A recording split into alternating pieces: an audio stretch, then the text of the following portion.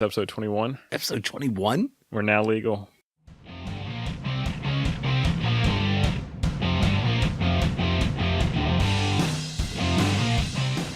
Welcome to Fridays on the Fly, episode 21. I'm Eric.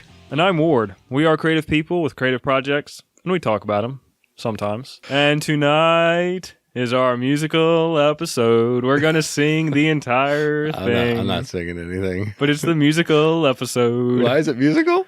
We got to do something to get more fans, so I figure let's do a musical. People like musicals, right? Are you saying we don't have enough fans?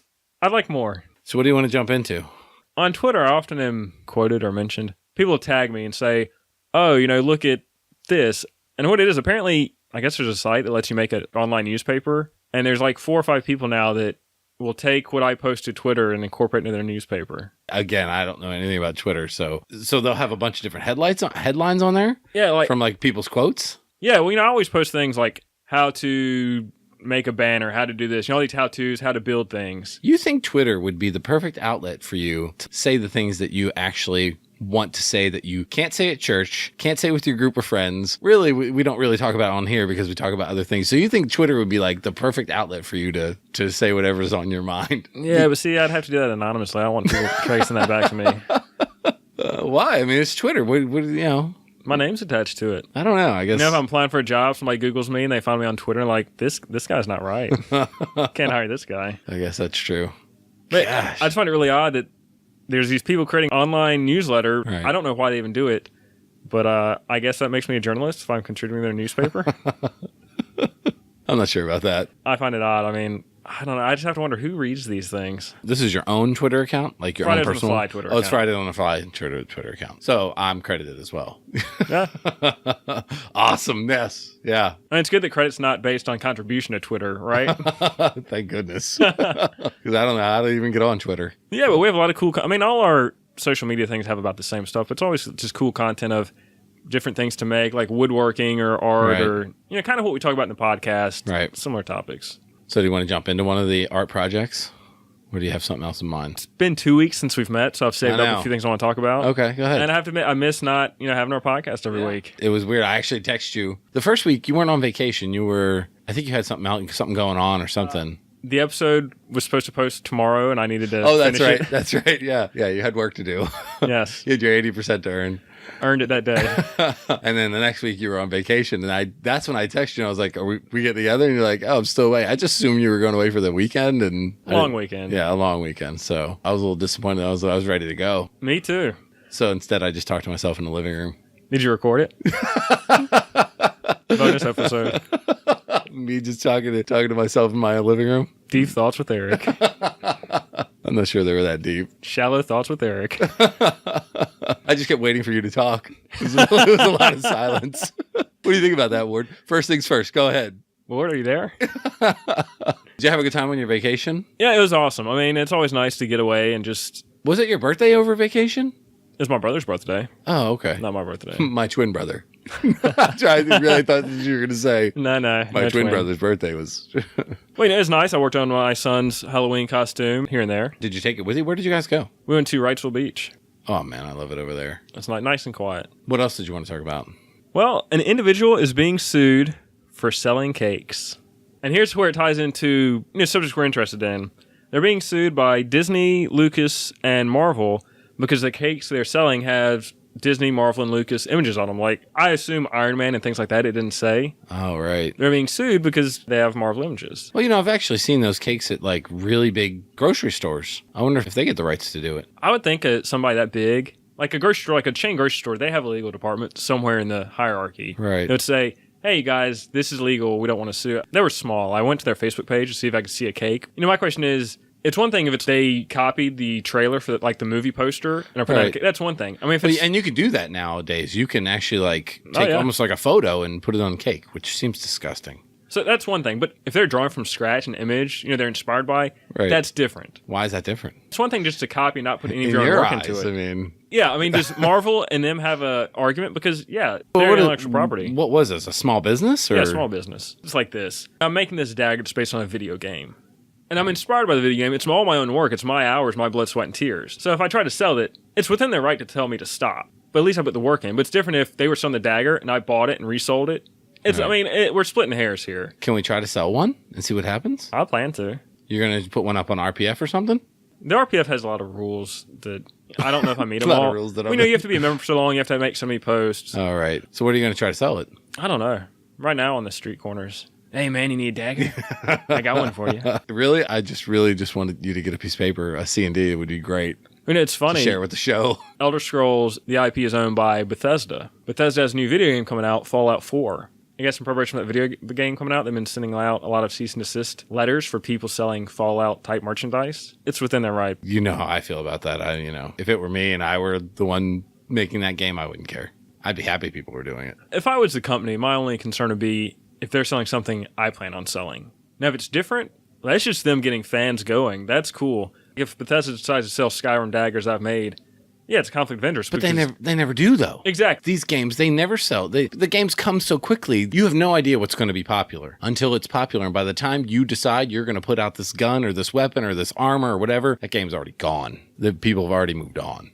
But the fact is, they own the IP. They're well within the right to tell people to stop producing it. You think you'd want people to? I would want people to do it. I think it just comes down to, are you selling the same things? And in most cases, it's not. Right. And then if I was a business, I'm like, this is free press. Yeah. But then again, maybe it's the people that make really shoddy props that, like, we don't want our name attached to that. That thing looks like a piece of junk. Your name's not attached to it. I mean, it's somebody who's making it. I mean, it's not like they're wholesaling it or anything. It's not like that's what you're doing. I mean, this dagger gets made, you make like 20. I mean, I hardly consider that to be wildly profitable. True. But at the same time, if somebody buys that dagger, they're not buying the dagger because I made it or because I came up with the idea. Right. I'm making money solely on somebody else's concept. Right. We can get into this conversation all night, but we're not gonna. Yeah, we've been there before. Yeah. So I've been watching American Horror Story. The season 4 came up on Netflix recently. Which one? That is Freak Show. Oh, the carnival one. Yes. Yeah. Okay. All right. I've seen a couple episodes. Have you seen Twisty the Clown? Yes. Man, I want to make that costume. Such a cool costume. I don't know the costume perfectly well. Well, he's a big clown. He's wearing somebody else's scalp as a hat. Oh yeah. Oh, and he's got and he talks to a picture, right? He doesn't really talk much. He's the guy that he has a mask over his jaw because he does not have a spoiler warning. He does not have a lower jaw, so he wears a mask. And his big, like, sinister. Yeah, you probably haven't seen the whole season yet, have you? I've seen it. You've seen the whole season? Yeah. I thought he was the one that like talked to a picture of like his mother or his wife or something. Oh gosh, I don't remember. Oh yeah, I know exactly who you're There's a young talking about, kid who though. was really crazy that talked to things. I couldn't remember. A picture of his wife. Now that you said that part, right? Yeah. What would you do? Would you make it the thing with the mask? Oh, yeah. You can't wear that to church. Yeah, she's not okay with that, but she's like, yeah, you should just make that, just because. I'm like, Yeah. I don't have time to make things just because. Like, it's enough. I have enough trouble just doing things already that I want to do, much less adding something else. Yeah. It's just such a cool looking costume. That's a cool looking costume. Yeah, I remember his little mouthpiece. That's creepy. That's why I like it. Do you ever go to any haunted things that we have here? I mean, haunted houses, haunted. Do you guys do any stuff like that? Before we had a kid, right? We'd have friends that would travel down and we'd all go to a haunted house. Right. We never made it to the one on Scale Street that is apparently now closing. Oh, is it closing? I don't know. It was Which I find it weird they're closing now right before Halloween. Right. It's like this is your one time of the year that you're going to close now? We didn't make any money those last 10 months, so we're just going to shut it down. I mean, maybe they're going to be open. Maybe this is their last Halloween, but I thought they were closing down right now, which seemed like odd timing. That place is creepy. I never made it there because whenever I'd go by, it was always really crowded when I went by. But I always wanted to go, and now apparently I won't get the chance. Not much scares me. That place scared me. Really? What was it? And I've been to the one on the Woods of Terror. We've been in Woods of Terror a few times. Yeah, that didn't frighten me at all. The one here, well, there's a whole backstory with that place. Well, and some doctor or dentist. Yeah, or something. and this was his office where he killed patients. And they had it set up really well. You'd walk into these rooms and they would distract you with one thing and you're looking at that distraction and then the lights would go out and all of a sudden they come right back on and somebody is dead in your face. It scared me. It looked like there was a clown sitting on a chair, like it was like a mannequin or something. And there's this girl screaming on a table for you to help her. And there's a clock next to her that's counting down from 10. And she's screaming bloody murder. And then all of a sudden it gets down to 2, 1, poof, lights go out. Boom, that clown's right there. I was freaked out. Then I'm walking down a hall. It's just a hall, and it's got teenagers in it. And they're all decked out in makeup. And I'm fine. Everything's fine. They're following you around. And all of a sudden, this one just brushes up against the wall behind me. I didn't see her, but she was like right behind me. It scared me. Like I said, I've been to the Woods of Terror. I was not terrified. I was more just checking out their costumes. And like, they do a really good job. Well, they have Hollywood-type people doing effects there. It's awesome. Yeah. but I wasn't scared. As a general rule, like horror or haunted houses, do you like those? Not like those? I like to be scared. I think a lot of people like to be scared. It's not the kind of movie that I'll go seek out, but I like the haunted house. I like the costuming. I like to try to be scared. You know, in my group of people, whenever I'd go, I'd always be the one in the front because everybody else was like, right. Which I don't mind because I love it. Right. I absolutely love it. So I'd always be in front. I can't remember which one this was, and it was only just 1 year. I really liked how they set it up because when you went in, they had these really long zigzag hallways. So it's a really narrow hallway. There's nobody there. And you know when you turn that corner, like something's going to happen. So right. like I love that suspense because that's what makes it. And I mean, you zigzagged a bunch of times. I thought it was perfect. Because, of course, every time you did a corner, somebody pop out. And it was perfect. I'd be cackling, laughing. I thought it was so awesome. Everybody behind me was just screaming. Like, have you legitimately ever been scared, frightened? like, oh my gosh, when I die? No, like frightened. Like, whoa, I didn't see that coming. No, not even that. Just like there's an image. There was an image of something, and it's frightened you at one of these places. Frightened me how? I mean, other than being surprised, there's no fear. Like, I don't know. Oh, sure. I mean, something could look so real where you're not surprised. Someone being gutted, something like that. I mean, that doesn't scare me because I know it's not real. I don't know. Still, now, if there's a sign that's front that said some of this may be real, that may scare me a little bit. But you know, I'm like, oh, this is fake. It's letting your mind go into it, I guess. I mean, you know, sometimes you can get trapped into it. Like that's what happened, I think, when I was at the Reedsville one. Is I kind of got just trapped into it where I felt like I was in a creepy place and it was creepy and. Well, I mean, that's got to work so much better, though, because it's a real building. It's a real story. Right. These other places out in the woods, they build a house, they build this stuff, so it's a little... I mean, it's good. I like that stuff. I like the theatrics of it, yeah. Oh, yeah. So I'm going to do one this year. I just don't know which one I'm going to do. Oh, you going to go? You want to go? Yeah. Well, I don't know if we're going to get into a movie review or not, so I wanted to plug this. I watched The Human Condition. You probably haven't heard of it. It's a Japanese film. Okay, no. It's a trilogy. First one came out in 1959. Second one came out in 1959. Third one came out in 1961. Spectacular film. Really? Top 10. Now, here's the thing. This trilogy, 10 hours. It's big. But I can't say how amazing it is. And the only 10 hours and all subtitles? All subtitles. That's tough, too. I don't mind the subtitles. It's just, it's 10 hours of it. My problem with subtitles is I just spend so much time, I feel like, reading instead of looking at what's going on. And that's what happens when I'm watching Narcos, is I forget sometimes to look up. I'm torn because I don't like it being dubbed because, I don't know, there's just something about hearing it in the native language and hearing like the actual... No, sometimes I don't like the dubbing. The actual actor is, man, this is terrible. The dub is, man, this is terrible. Right. You just miss it. I'd have to compare it to Band of Brothers. No. Is it a war movie? Yeah, World War II. Wow, shot in Japan 15 years after? Was that 15 years? 25 years after? Potentially. It's based on a book, but I mean, it is just... You're talking about 45. You're talking about 69. 59? Yeah. You're talking about 14 years after we bombed them. They're making a World War II movie. It's incredible. And some movies feel dated, and this one doesn't because it's completely focused on Kaji, this character. Each film kind of has a theme, but they all tie and they're all heading the same place. But it's one of those movies I wouldn't want to watch again because it's heartbreaking. I mean, it's rough. He starts out, he's this pacifist and a humanist, and he's against the war, but he's not against enough to stand up and say, no, I'm not doing this because he knows there'll be repercussions. So he's against it, but he's smart. He becomes a supervisor at labor camp. And so, you have Chinese prisoners and other workers, but he's big on, I'm going to treat them like human beings. There's a way to do things. He's very moralistic. And of course, that comes back to bite him because in war, very few people do the right thing. Right. So it ends up that he stands up to the powers that be when they're going to execute people to make an example. And he's like, no, you can't do this. He gets drafted into the war. So that's the first movie. It was really good. The successive movies really make this. The second movie, a lot like Full Metal Jacket, but it's kind of like Full Metal Jacket feels like the abridged version of this movie. You see boot camp and how terrible that is and how hard they are on the soldiers, and then you see them in war. To me as a viewer, it's asking me, well, yeah, they treat people like trash in boot camp, but is it good because it prepares them for war? Because war is tough. Kaji, he treat people like human beings. I like Full Metal Jacket, but this is just a whole nother level. Well, after I saw the second one, I'm like, this trilogy is spectacular. The third one can be half of this. How did you hear about the movies? I'm just always like checking out what are the best movies. Right. So the third one, he becomes a prisoner of war. Like the whole movie kind of has a symmetry to where you have the first movie, the first half of the second movie, and then it's symmetry to last. Because you have boot camp compared to war. Then you have in the first movie, he's a supervisor. Right. In the last movie, he's in the labor camp a prisoner. Where was he a prisoner? Russia captured him. Oh, okay. No, that makes I don't know geography, but you just see him slowly breaking because as he's in war, he has to kill a guy because it's either him or the other guy, and it's against his moral code. But again, he wants to live, so you just see him slowly break down, and it's just heartbreaking seeing this guy, in essence, erode away on screen. I mean, the actor does a great job, but it's... Band of Brothers. It's that level. That's... You just have this film that focuses on this character, and you get this development, and that's why it stands the test of time. I wonder if this... I can't imagine that this would be something that Japan would allow put out unless it was... Did it ever feel like propaganda? No. Doesn't it seem strange to you? 15 years? I didn't think about it like that. That seems really strange to me. Now you've made me want to look it up and see if I can find any information. And see the story on it, right? But it's based on a book that a guy wrote. I wonder if it was to maybe use as propaganda at all, like, to make Japanese seem more human, in the light of what I don't know, though, because there's so much that, you have Kaji, who's a humanist, but even his fellow soldiers, they really don't like the Chinese prisoners. So, I mean, this one guy is upright. Everybody else is not, so...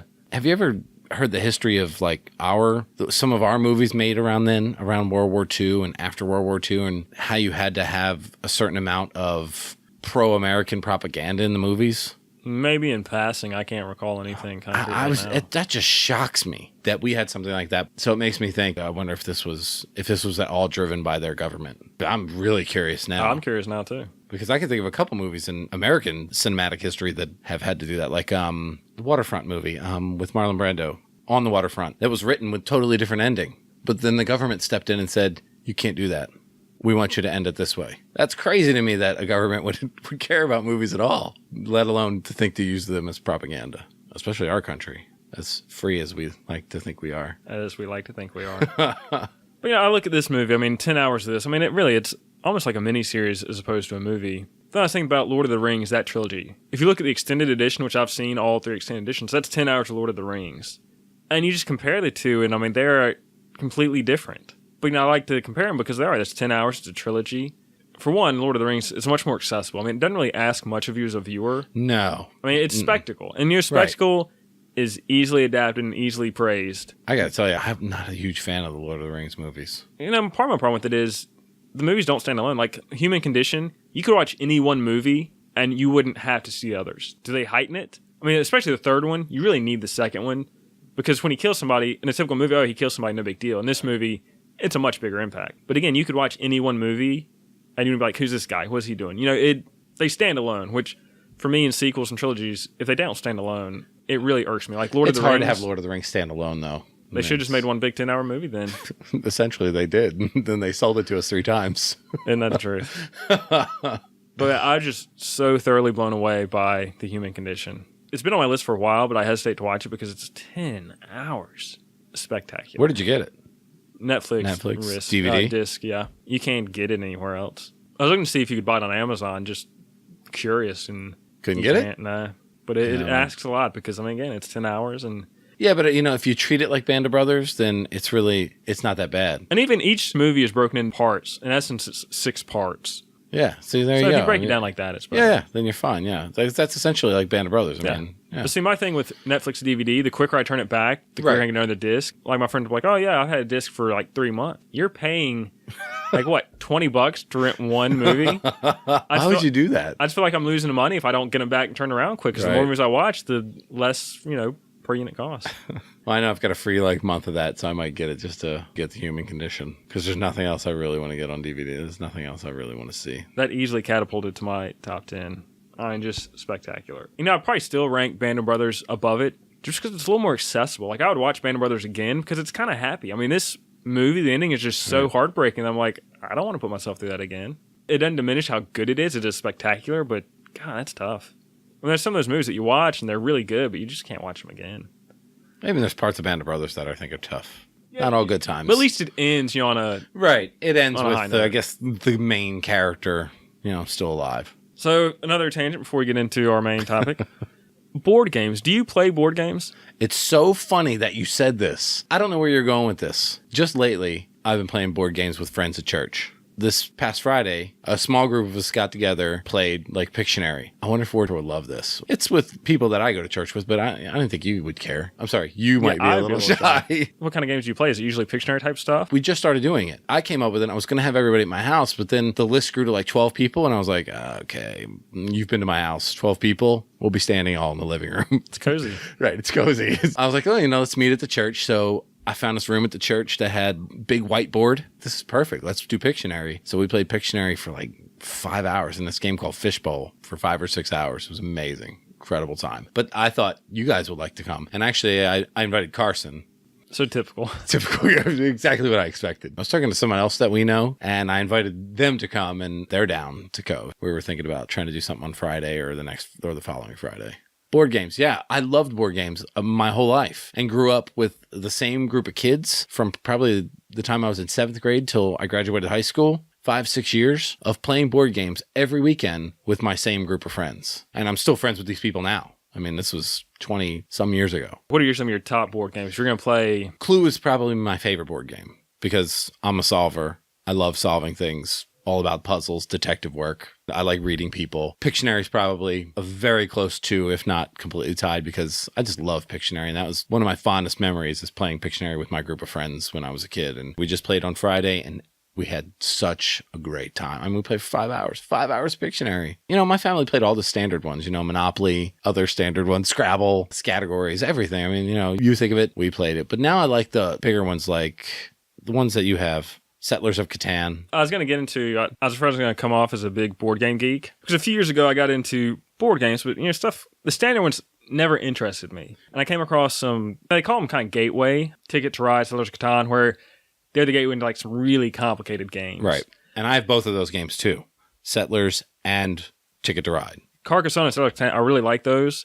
And I've got some more advanced games. But the problem with more advanced games is you need people to play them with, and you need to take like a semester class on how to actually play it. Oh, yeah. They're complicated. They were trying to teach me this game called Munchkin, which is like... That's a pretty good game. I've never played it, but it's supposed to be good. But it's, it's so involved. You have to know every little thing, and I didn't enjoy it. Settlers and Ticket to Ride, it's fairly laid out. You have to be an adult to play it, I think, those games. You really do. I mean, I play it with my kids, but... it's more just fun. I want to actually try to slaughter someone. How are you when you play board games? I don't know if you know this about me yet, but I kind of get into like a hobby. I'm like really amped. Of course. And then I move on because I quit buying board games when I had more I hadn't opened than I had. I'm like, I need to stop buying board games. Yeah. But I like the idea of them. I got Catan. I got Ticket to Ride, Carcasonne. I've got some others that I really like to play that I haven't yet. And we had a group pretty regularly playing these things. Right. I love board games, and I wish I had a group to play with. But I like the more advanced type stuff. So what do you think about Pictionary? What is Pictionary?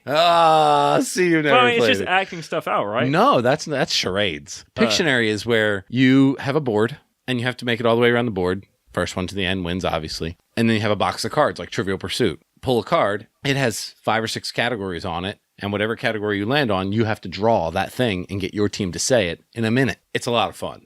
Apples to Apples, have you ever played that? That's kind of the same lines. I mean, I consider that kind of a party game. Pictionary is kind of a party game. I mean, like I said, you could play it at a table. We've played it at a table with scraps of paper, but I love the big whiteboard. Apples to Apples, it's been a while since I played, but it's in essence, somebody has like a subject. Maybe they'll say famous movie actors. Well, you have cards, and so, I'm like, oh, do I put down a famous movie actor? When I play with her, I know her, so I like an Indiana Jones card. I'm like, it doesn't matter what she puts down. If I play that, she's going to pick my card as the best. And of course she did. So it's a little bit strategy, but still a bit of a party game. Not like Pictionary. That's nothing like Pictionary. Well, I know that. Yeah. But I'm just they're both party games. Right. So I prefer the skill kind of games, more advanced. Yeah, I'd love to have a group going, and that's awesome. Yes, let's get into that because it literally it just started. Like I had some people over the house, like a couple of band members at the church that I go to came over, and we just played. And I was like, yes, we got to do this more. Yeah, like Carcasonne, that's one I really like because I just love the mentality. It's okay. What move is going to put me in the best position if I can't find one? What movie is going to hurt somebody else the worst?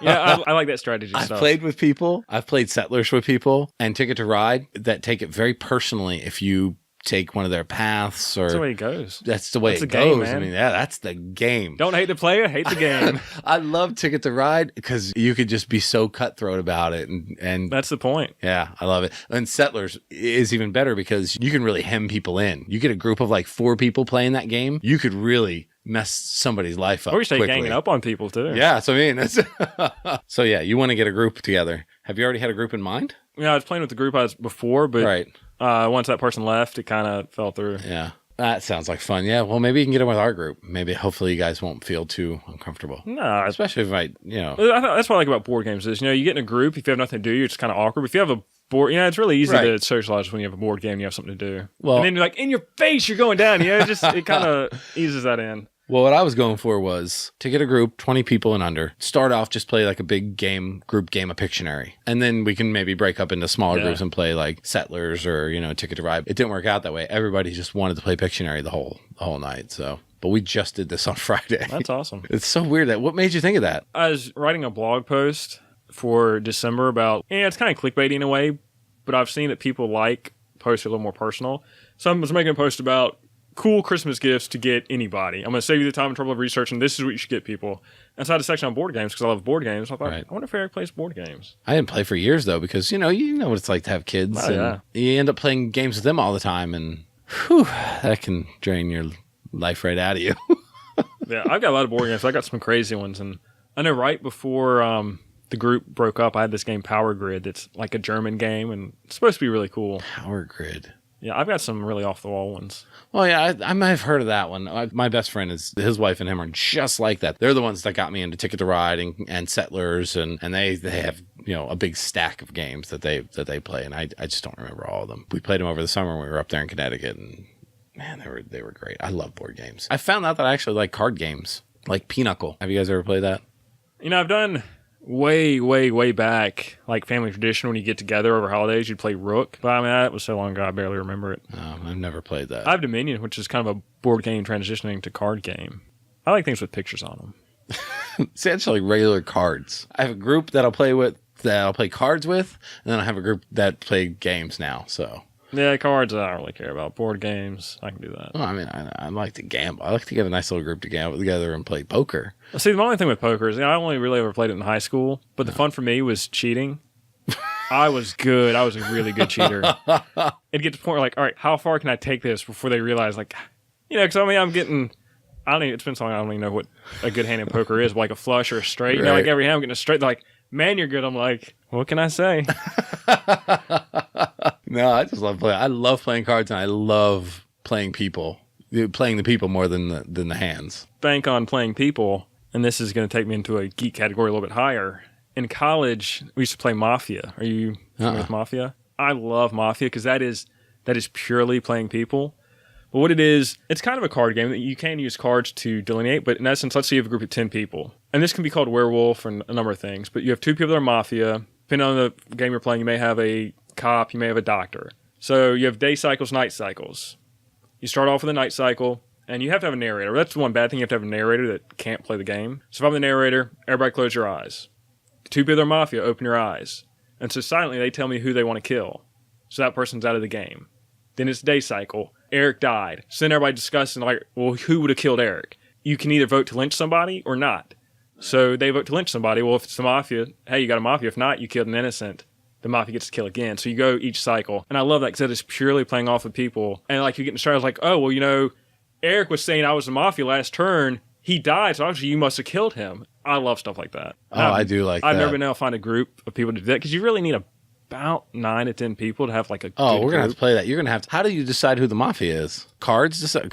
Usually you'll get cards. You'll get, let's see, 2 kings for Mafia. You can do it however, 2 kings for Mafia, Jack for the yeah, I Doctor, definitely want you to show us how to play this. If you come to the game thing, yeah, that sounds like a fun game. I love Mafia, and again, because it's cool because the 2 Mafia people, you can't communicate other than silently. So, I love strategy.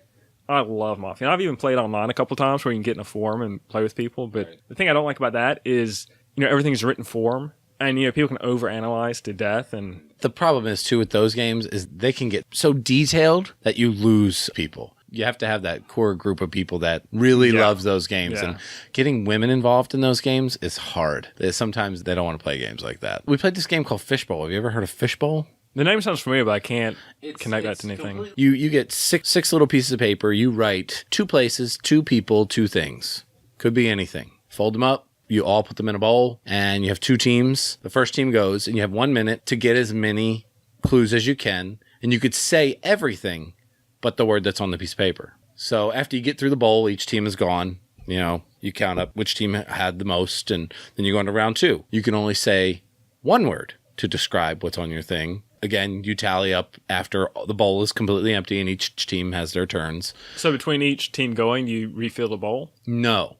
If we went first and we got 7, those 7 would stay out. So the next team goes, they have a minute to get as many as they can. Oh, so it's timed. So they have a minute to get as many as they can. If they get 5, they get 5. Now it's our turn again and we keep going until the bowl's empty. And then that's when we go into round 2. And round 2 starts the single word with using the same clues, the same words. And then once the bowl's empty, you go to round 3, which is acting it out. I didn't reverse though this time. I said, you know what we're going to do? We're going to write it all down. I had them write them all down and I was like, all right, we're going to do charades first. So you have to act out so you don't know the clues already. Before you kind of know the clues and you kind of guess at them a little bit. Acting out, it was so much fun. I'm sure. How do you think you do in that? You know, I don't know. The only You're really creative. That's why I thought these games would be like right up your alley. Yeah, you know, I still like stuff like that. There's this one game, I guess it's in my mind similar to. You have like the little electronic thing you pass around. Yeah, I can't even think of that. I know what game you're talking that's about. kind of similar where you can't use the word. I mean, yeah. I like the 3 rounds of it, and I like starting out with charades, no words, no nothing. You just have to act out what's on the piece of paper. It's fantastic. It's so strange to see people struggle with something simple. Like I just wrote train station as my place just to see that nobody could get it with the charade. You don't know whose clue you're going to pick. So I'm watching the other team try to act it out, and they just couldn't get it. They spent 1 minute on that one clue, and they didn't even get it. When you don't get the clue, you got to put it back in the bowl when the other team gets to go. It's fun to see people struggle with something simple. So I try to make mine really, really simple. And I always try to list like 2 presidents. That way they just can't say president. I'm probably going to send out a text tomorrow or Wednesday about it. I'll send it to you about Friday. Man, it's one of those things. I'm like so pushed on Halloween, but the chance to play Mafia, I'm like, yeah. This is a good group to play with too. Oh man, yeah, I love that game, and you might know some of the people already. You might know Rod. I've seen his sign. That's right, you met Rod. Rod, his wife. That is, not to digress too much, but a few days after we did the sign, I get a letter from Rod thinking, "Uh-oh." But apparently it's just one of those mass mailings that just happened. But I was like, the timing on that is so impeccable. I wonder if he knew. He has no idea because I tell him all the time. I'm like, please stop sending me things. He's like, I have no idea. Yeah, I they figured just cut out. But when I saw it first, I'm like, uh-oh, top 3 board games. Top 3. What are your? I'm gonna make you go board games. So it has to have a board. Strict, yeah. Yeah, it has to have a board. I'll go first to give you time to think. I said it in this episode already. Clue is one of my favorite board games, and I very rarely ever lose it. And when I do lose it, I'm never a sore loser at any game, but that's the one game I'm a sore loser at. Like, I feel like someone outsmarted me, and I don't like being outsmarted at all. It's definitely top 3. Any thoughts for you, board games? Well, I wish I could go look at my stash because, it's probably been 2 or 3 years since I was playing. When I had more I hadn't opened than I had, I was like, all right, I got to quit buying stuff. I really like Carcasonne. And I feel like I've heard of this game. Pretty sure my friend has it, and we may have even played it, but I don't remember it. Because that one, it's like the idea that it's either you have to help yourself or hurt other people. I like that mindset. Yeah, I like that. I do like the mindset. It's one of those games that like I either do really well at or really bad. And there's just some things in there that you really can't predict, and they could go either way. But right. I like Catan. Power Grid, I want to like it, but I've never actually played it. So I can't really say, but it just seems so cool that I know there's some games. Are there any like Clue, Monopoly, any games like that? Nothing like that you love. I mean, if you're a true board gamer, you don't like Monopoly because because it's so much chance.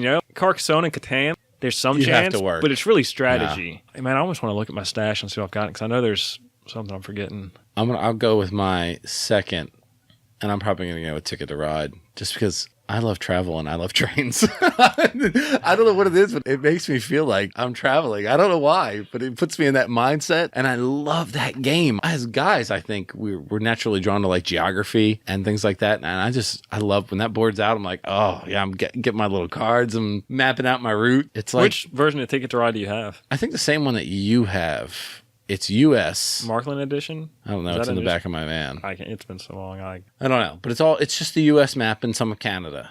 Oh, I don't have U.S. I think mine's Germany. Oh, really? I think so. And that's the difference between them is the countries. But yeah, I have the U.S. one, and it's fantastic. What's the website? BoardGameGeek.com. You used to spend a lot of time on that website. So can you think of another one that you've... I'm just going to have to say Carcassonne, Catan, and Power Grid. Even though Power Grid I think I started playing it with myself once to try and learn the rules.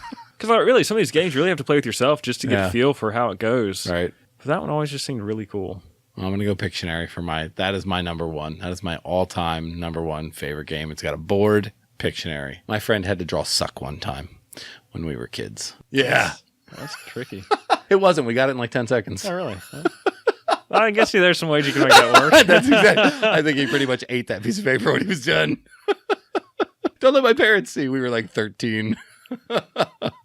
Now, if we're going off board, That'll wrap it up for episode 21. Thanks for listening. I'm Eric. and I'm Ward, you can reach us in a myriad of ways. We have a website, fridaysonthefly.com. We have a Twitter. We have a Google+, a Facebook, a Pinterest, all Fridays on the Fly. We have emails. You can contact us directly. We'd love for you to contact us directly or post to our site or post to anything. Any kind of contact is good contact.